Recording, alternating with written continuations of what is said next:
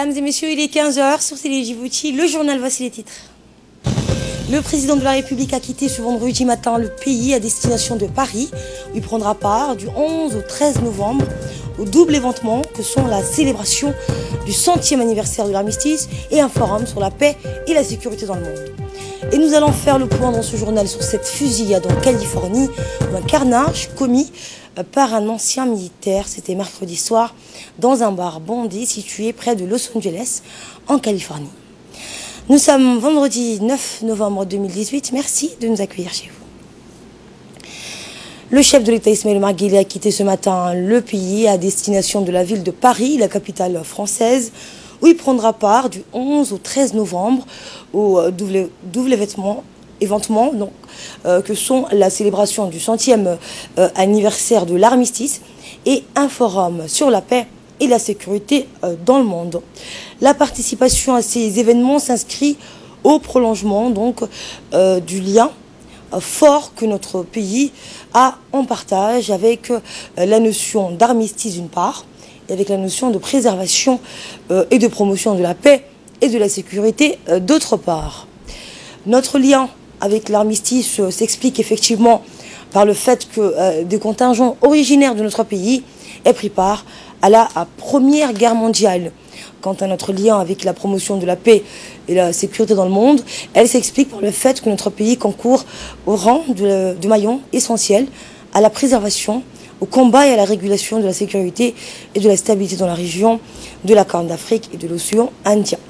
Initiative du président français Emmanuel Macron, le Forum de Paris sur la paix et la sécurité auquel prendra part le chef de l'État a valeur d'une assise étendue au plus grand nombre de décideurs gouvernementaux, internationaux et même leaders issus des sociétés civiles. Il a pour principal objectif la réalisation d'un débat inclusif et générateur de solutions concertées et viables sur les conflits et autres vecteurs d'instabilité et d'insécurité dans le monde. Au cours de sa participation à ce forum de Paris sur la paix et la sécurité, le numéro 1 djiboutien partagera la vision et l'expertise notoirement reconnue de Djibouti en matière de préservation et de renforcement de la paix et de la sécurité. Une importante délégation comprend notamment le ministre des Affaires étrangères et de la coopération internationale, Mohamed Ali Youssouf, accompagne le président de la République dans le cadre de ce déplacement à Paris. À noter la présence également au sein de la délégation conduite par le chef de l'État en France, de l'ambassadeur de Djibouti, de la République de Djibouti auprès de la République française, Ayad Moussaïd Yahya. Et ce communiqué de l'Union nationale des femmes djiboutiennes qui nous est parvenu aujourd'hui fait état de l'entrée de 2 nouveaux membres au comité directoire de l'UNFD, présidé par la première dame, Madame Khadra Mohamed Haid. Il s'agit de Madame Hasna Ahmed Bilil, précédemment députée à l'Assemblée nationale, qui est nommée vice-présidente de l'Union nationale des femmes djiboutiennes. Madame Hasna Ahmed a été députée nationale successivement en 2008 et en 2013. Durant ces 2 mandats de députation, la nouvelle vice-présidente avait occupé le poste de vice-présidente de la commission des lois. Elle a également été présidente de la commission genre du Parlement panafricain. Et Madame Ruqiya Youssouf Ali, cadre de l'UNFD, qui est quant à elle nommée secrétaire générale adjointe du département de l'Union, de l'institution de l'Union nationale des femmes djiboutiennes, et rappelons que les autres membres du comité restent inchangés. Également dans l'actualité, le secrétariat d'État chargé des affaires sociales et le ministère délégué à la décentralisation n'ont de cesse de consolider leur partenariat au service du développement local et de la résilience des populations rurales. C'est dans ce cadre-là que s'inscrit la mission effectuée hier à Amailou, un village de la sous-préfecture de Landa, par le ministre délégué à la décentralisation, Hamedou Mohamed Aramis, la secrétaire d'État aux affaires sociales, Madame Mouna Ousmane Aden, et le commandant des forces japonaises d'autodéfense à Djibouti, le colonel Takuro Sekia. Dans ce déplacement à Amailou a lieu une importante réunion de travail avec les représentants de la population, les 2 membres du gouvernement et l'officier nippon ont été accompagnés par le préfet de Tadjoura, Abdelmalik Mohamed Benoïta, le sous-préfet de Landa, Aden Mohamed Daoud, et le vice-président du conseil régional Tadjoura, Abdo Omar Abdelghadir. Les discussions ont été essentiellement centrées sur la problématique de la soif, l'accès aux soins et à l'éducation, la sécurité alimentaire et d'autres points importants. Les officiels accompagnés de leurs conseillers ont pris bonne note des doléances formulées par les chefs coutumiers et les mères de famille. Et après ces échanges, les deux ministres et les autorités locales, ainsi que le colonel Sekia, ont visité l'ouvrage d'eau réalisé il y a 5 ans par l'unité de gestion des projets du ministère de l'Agriculture. Cette citerne enterrée d'une capacité de 100 mètres cubes d'eau a significativement amélioré les conditions de vie de la population. Important carrefour pour les habitants des villages du parcours pastoral Randa à Makalassou, le village de Maïlou, où les gens se regroupent pour les événements importants comme les prières de l'Aïd et les palabres, et où ils effectuent leur devoir civique à chaque scrutin, est appelé à moyen terme à devenir un vrai village avec tous les services sociaux nécessaires. Tel est donc l'objectif du gouvernement dans le cadre de la lutte contre l'exode rural. Prenons la parole en premier. La secrétaire d'État aux Affaires sociales, Mme Mona Ousmane Aden, a souligné l'importance de cette visite qui fait partie des efforts du gouvernement pour fournir, a-t-elle dit, des services sociaux aux habitants des régions de l'intérieur de notre pays.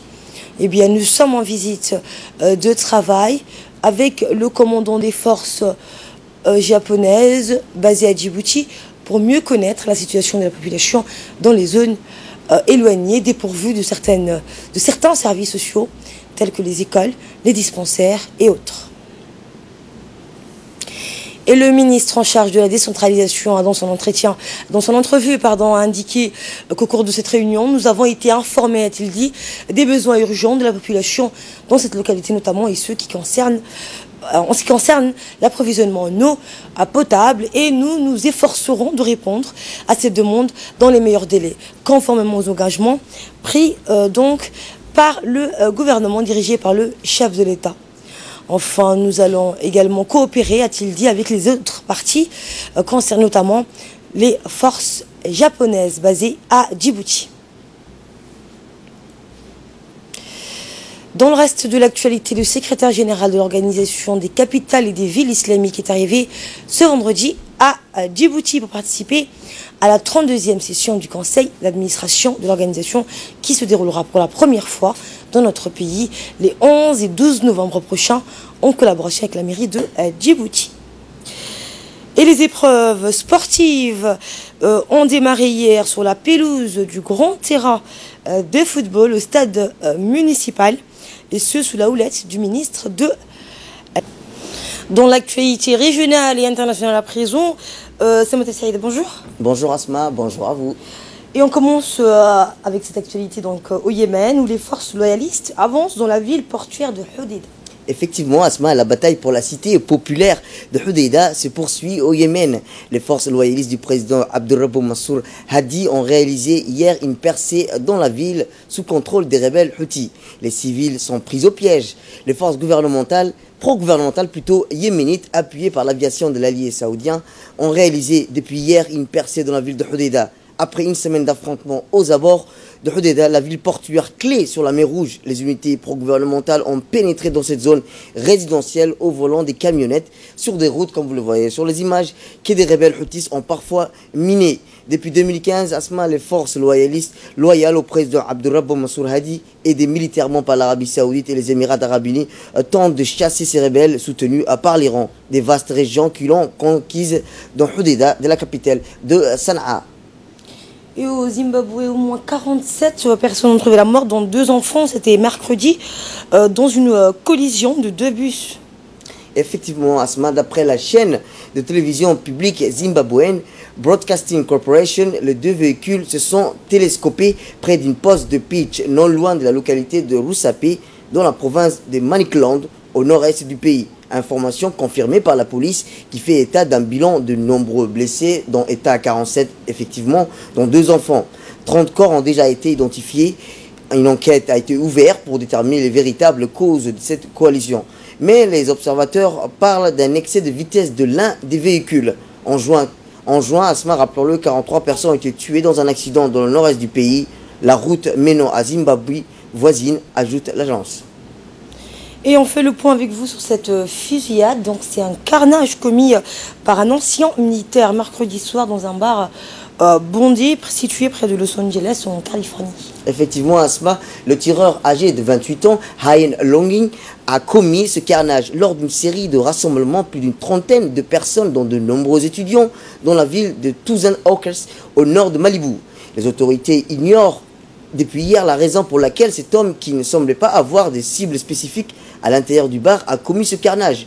L'ex-militaire de 2008 à 2013 avait servi dans le corps de l'élite des Marines et notamment a été déployé en Afghanistan durant 7 mois. Il était connu des services de police et de ses voisins pour des troubles psychiques et n'a rien laissé penser aux enquêteurs que son geste soit lié au terrorisme ou quelconque groupe extrémiste.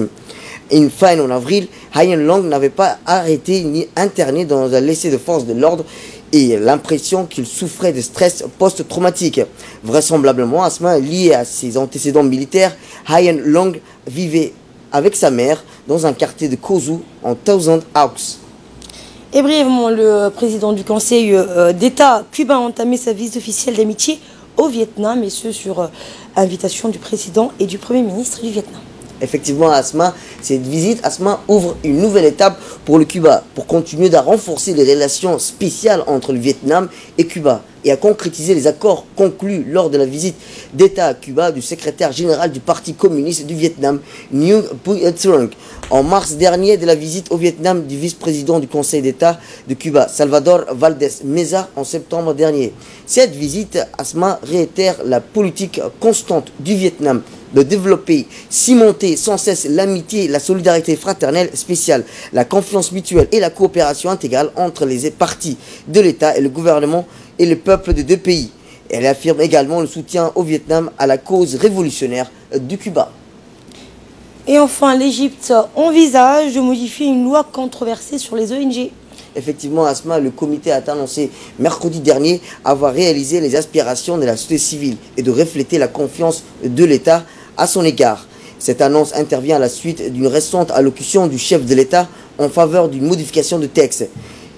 Nous tenons à ce que la loi soit équilibrée et réaliser ce qui est attendu. Elle pour organiser le travail des ONG de la bonne manière.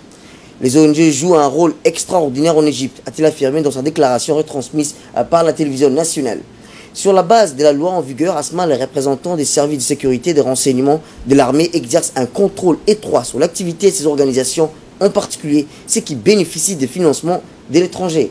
Les textes prévoient aussi des peines jusqu'à allant 5 ans d'emprisonnement et des amendes pouvant atteindre 1 million de livres égyptiens pour tout contrevenant aux dispositions de la loi. Asma.